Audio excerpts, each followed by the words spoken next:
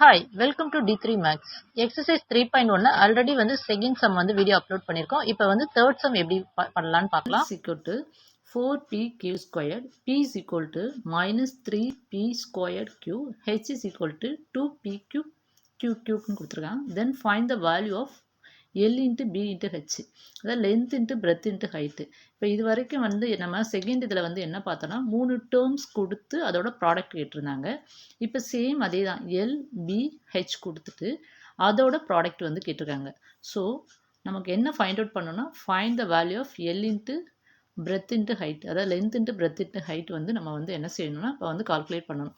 So அதனால் என்ன பண்ணுறோன்னா அதை எழுதியாச்சு. L into P into H. First வந்து எல்லோட வேல்யூ வந்து என்னென்னா 4pq ஸ்கொயர், பியோட வேல்யூ வந்து -3p ஸ்கொயர் கியூ, ஹெச்சோட வேல்யூ எழுதியாச்சு. இது வந்து ப்ராடக்ட்னால நம்ம வந்து எப்பயும் போல் வந்து என்ன செய்யணும்னா ப்ராக்கெட்டில் வந்து எழுதியாச்சு.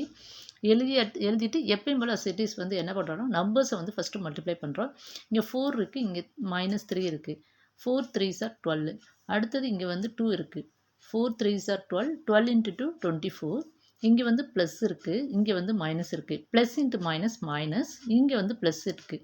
So plus into minus again வந்து மைனஸ். ஸோ -24.